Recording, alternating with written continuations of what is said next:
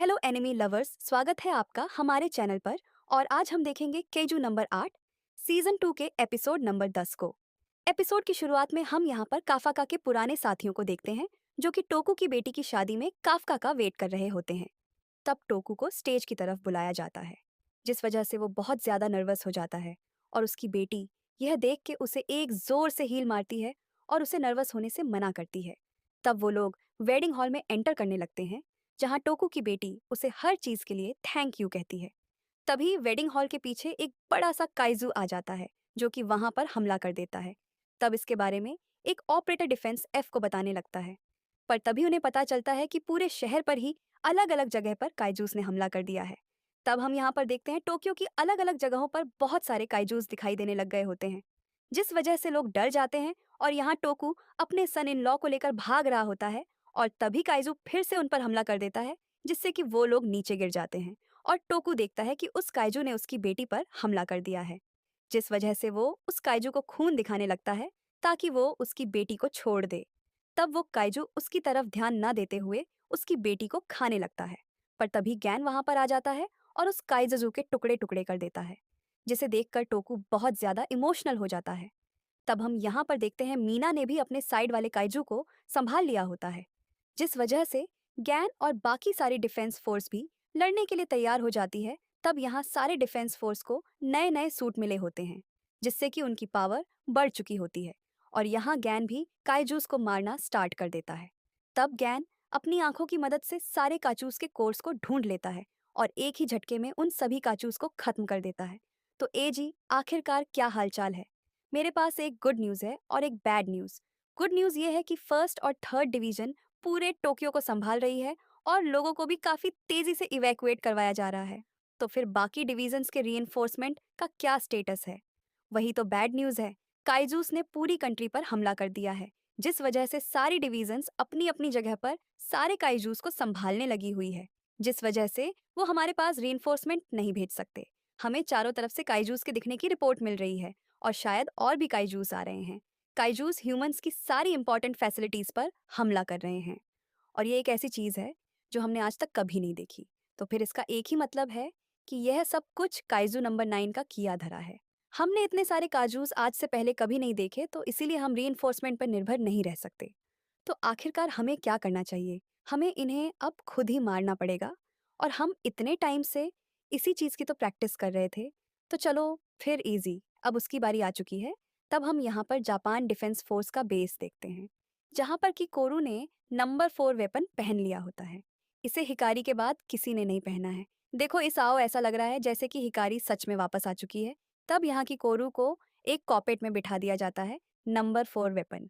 ये मेरी माँ का वेपन था, और चाहे इस टाइम मैं अपनी माँ की जगह नहीं ले सकती, पर मैं इस चीज़ का प्रॉमिस करती हूँ कि मैं इस सूट को अच्छे से यूज़ करूँगी। ताकि कोरू को एक रॉकेट के अंदर बिठा के काजूस की तरफ लॉन्च कर दिया जाता है, और रॉकेट से निकलते ही हिको कोरू उड़ते हुए काजूस की तरफ बढ़ने लगती है। यह सबसे ज़्यादा फर्स्ट नंबर वेपन है, क्योंकि यह अकेला ही ऐसा है जो उड़ सकता है, और इसी कारण से हिकारी आज तक सबसे ज़्यादा काइजूस को मार सकी थी।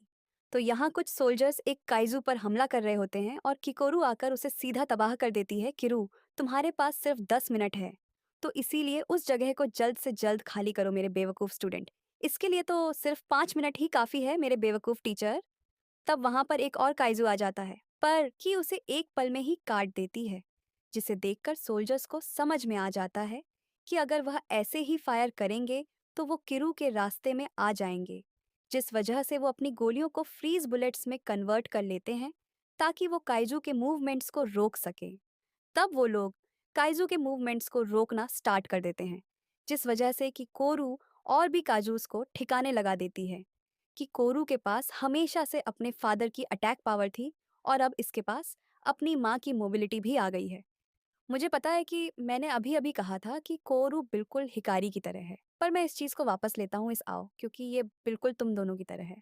तो यहाँ की कोरू ने 3 काइजूस को मार गिराया हो, और यहाँ पर हम देखते हैं वाइस कैप्टन शोशीरो ने भी नंबर 10 वेपन के सूट को पहन लिया होता है।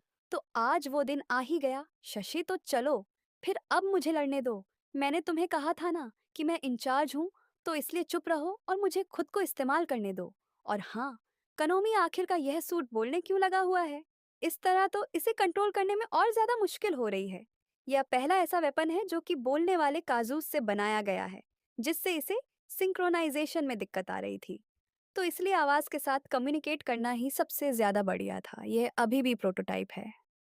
तो इसलिए मेरे हिसाब से हमें इसे एक्चुअल कॉम्बैक्ट में यूज नहीं करना चाहिए, मुझे पता है। पर अगर हमें काइज़ू 9 को सरप्राइज़ करना है, तो हमें यह करना ही होगा। तुम्हारी इन्हीं बातों की वजह से तो मैं तुम्हें पसंद करता हूँ, पर तुम मुझे बिल्कुल पसंद नहीं हो। हम लोग ट्रेनिंग में कभी भी तुम्हारी फुल पावर को नहीं निकाल पाए थे, क्योंकि तुम हमेशा अपनी मर्ज़ी से काम करते थे, जिस वजह से हम सिंक्रोनाइज़ नहीं कर पाते थे। तो इसलिए आज तुम वही करोगे जो मैं कहूँगा, क्योंकि अगर तुमने ऐसा नहीं किया, तो मैं मर जाऊँगा और यह लोग तुम्हें कचरे में फेंक देंगे। मुझे पता है। चलो अब चलते हैं। तब काइजू नंबर 10 हेलीकॉप्टर के नीचे का हिस्सा काट देता है, जिस वजह से शोशिरो हेलीकॉप्टर से नीचे आ जाता है और कनोमी उन्हें प्लान बताने की कोशिश कर रही होती है। पर काइजू नंबर 10 इससे मना कर देता है। तो शोशिरो सीधा काजूस के बीच में पहुंच जाता है और वो लड़ने के लिए तैयार हो जाता है। तो शोशिरो डिसाइड करता है कि वो सबसे पहले लेफ्ट साइड वाले काजूस को संभालेगा। पर काइजू नंबर 10 उसे ओनोजेट साइड की तरफ खींचना स्टार्ट कर देता है। आखिरकार तुम यह क्या कर रहे हो? हमें सबसे पहले कमजोर काइजूस को मारना चाहिए। ये बहुत ज्यादा बोरिंग होने वाला है। तो इसलिए हम सबसे पहले ज्यादा काइजूस को मारेंगे। तब एक काइजू शशि पर हमला करने लगता है, जिस वजह से शशि उस पर हमला करने के लिए तैयार हो जाता है। पर काइजू नंबर 10 उस काइजू से मार खाना चाह रहा होता है, ताकि वह यह जान सके कि वो काइजू आखिर में कितना ताकतवर है। जिस वजह से वो काइजू शशि पर हमला कर देता है और बहुत सारे काइजूस शोशिरो को घेर लेते हैं, जिसमें काजू नंबर 10 को बहुत मजा आने लगता है। तब हम देखते हैं सिंक्रोनाइजेशन ना होने की वजह से शशि के सूट की कॉम्बैक्ट पावर नीचे गिरने लगती है, जिस वजह से कनोमी शशि को वापस आने के लिए कहती है। पर शशि काइजू से घिर चुका होता है और वह अपने सूट की पावर को भी अनलिश नहीं कर पा रहा होता, जिस वजह से उसके पास वहां से निकलने का कोई रास्ता नहीं होता। तब शशिकाजू नंबर 10 को उसकी बात मानने के लिए कहने लगता है और उसे छुप कर हमला करने के लिए कहता है। पर काइजू नंबर 10 सामने से लड़ना चाह रहा होता है, जिस वजह से काइजूस शशि पर सामने से हमला करने में कामयाब हो जाते हैं। पर शशि फिर से बच जाता है। देखा, तुम मेरी वजह से बच गए हो। अपनी बकवास बंद करो। अगर तुमने मेरी बात सुनी होती, तो हम इस पंगे में पड़ते ही नहीं। वैसे मेरी गलती है कि मैंने यह सोच लिया कि तुम मेरी बात मानोगे। आखिरकार क्यों मैं ऐसे जिद्दी लोगों के बीच में फंस जाता हूँ? नंबर 10, तुम्हारे ऑर्डर्स ना मानना एक वेपन के तौर पर बहुत बड़ा फ्लॉ है, जिसका मतलब अगर तुम ऐसे ही करते रहे तो तुम पक्का कचरे में जाओगे। पर मैं आज यहाँ पर नहीं मरना चाहता, तो इसलिए मैं तुम्हारा साथ दूंगा। मैं यही सुनना चाहता था। तब शशि और काइजू नंबर 10 के बीच सिंक्रोनाइजेशन होना स्टार्ट हो जाता है, जिस वजह से शशि के सूट की कॉम्बैक्ट पावर बढ़ने लगती है और वो मिलकर उन सभी काजूस को मारना स्टार्ट कर देते हैं। तब काइजू नंबर 10 शोशिरो को उसे पूरा कंट्रोल देने के लिए कहता है, ताकि वो उसके सामने वाले काजू को मार सके। पर शोशिरो ने उसे पहले ही मार दिया होता है। तुम लेट हो काजू नंबर 10। याद है ना, मैंने क्या कहा था कि मेरे साथ रहना चाहे तुम मर भी जाओ। यह तुम क्या बकवास कर रहे हो? यह मैंने कहा था। चलो अब रनवे को क्लियर किया जाए। तब हम देखते हैं शशि के सूट की कॉम्बैक्ट पावर 67% पहुंच गई होती है और शशि और काजू नंबर 10 मिलके काजूस को मारना स्टार्ट कर देते हैं। तब शशि लड़ते टाइम काइजू नंबर 10 को गलतियां गिना रहा होता है, जिससे कि कनोमी को लगता है कि काइजू नंबर 10 और शोशिरो की सिंक्रोनाइजेशन डिस्टर्ब हो जाएगी। पर सब कुछ ओनोजेट हो रहा होता है, क्योंकि शोशिरो की कॉम्पैक्ट पावर 70% पहुंच गई होती है, जिसका रीजन कॉनोमी को समझ नहीं आ रहा होता। तो शशि और काइजू नंबर 10 फिर से बहस करना स्टार्ट कर देते हैं और सूट की कॉम्बैट पावर को बढ़ाते हुए काइजूस को मारते हुए सीधा काइजू के बॉस तक पहुंच जाते हैं। तब शशि अपनी टेक्निक को यूज करने लगता है, जिससे काइजू नंबर 10 को एहसास हो जाता है कि यह वही टेक्निक है जिसकी मदद से शोशिरो ने उसे मारा था। आखिरकार यह क्या हो रहा है? मुझे ऐसा महसूस हो रहा है जैसे कि मेरी मसल्स फट जाएंगी। मेरी बॉडी में तो बहुत ज्यादा पावर आ गई है। मैं जानता ही था कि मुझे इसके साथ लड़ने में बहुत मजा आने वाला है। तो शशि उस काइजू के टुकड़े टुकड़े कर देता है, जिस वजह से वहाँ के सारे काइजूस तबाह हो जाते हैं। तो शशि बाकी काइजू से लड़ने के लिए जाने लगता है, पर काइजू नंबर 10 इसके लिए मना कर देता है, क्योंकि वो काइजूस के साथ लड़के बोर हो चुका होता है और इस वजह से वो अब जापान डिफेंस फोर्स के सोल्जर्स के साथ लड़ना चाह रहा होता है। पर शोशिरो इसके लिए मना कर देता है, जिस वजह से वो दोनों फिर से एक दूसरे के साथ बहस करना स्टार्ट कर देते हैं। इनकी कॉम्बैक्ट पावर 77% पहुंच गई है और ये वही कॉम्बैक्ट पावर है जो कि वाइस कैप्टन नॉर्मल सूट में इस्तेमाल करते हैं। तो अगर ये लोग 90 के ऊपर कॉम्बैक्ट पावर को अनलिश कर पाए तो ये लोग पता नहीं कितने ज़्यादा पावरफुल बन जाएंगे। तो यहाँ गैंग को पता चलता है कि शशि ने अपनी साइड के सारे काजूस को खत्म कर दिया है और इजी उसे बताता है कि अब बस एक ही एरिया बचा है और वो एरिया शिनोनोमे और ताचिवाना स्कट संभाल रही हैं।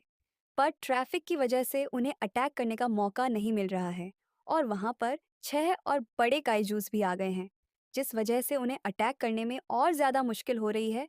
तब काफ का शिनोमी से उन काइजूस से लड़ने की रिक्वेस्ट करने लगता है। मैं आज तक इतने बड़े काइजूस से नहीं लड़ा हूँ, पर मुझे पूरा यकीन है कि मैं इन्हें हैंडल कर सकता हूँ। मैं इस चीज की परमिशन नहीं दे सकती क्योंकि तुम काइजू नंबर 9 के अगेंस्ट हमारे एस हो। पिछली बार काइजू नंबर 9 ने तुम्हारी पार्शियल ट्रांसफॉर्मेशन को डिटेक्ट कर दिया था, जिस वजह से वो तुम्हें ढूंढते ढूंढते तुम्हारे पास पहुंच गया। तो इसलिए अगर तुम अभी ट्रांसफॉर्म हुए तो वो फिर से तुम्हारी लोकेशन ढूंढ सकता है। हमें तुम्हारी ज़रूरत तब पड़ेगी जब हम काइजू नंबर 9 का सामना करेंगे। तो इसलिए तब तक तुम पीछे रहो। तब हम देखते हैं एक बड़ा सा काइजू शहर पर हमला कर देता है, जिस वजह से काफका को समझ नहीं आ रहा होता कि आखिरकार अब वो लोग उसे कैसे संभालेंगे। और तभी वहां पर मीना उन्हें कांटेक्ट करती है और उन्हें बताती है कि वो अकेले ही इन सभी काइजू को संभाल लेगी। और गाइस, इसी के साथ ये एपिसोड खत्म हो जाता है। मैं मिलती हूँ आपसे बहुत ही जल्द अगले वीडियो के साथ।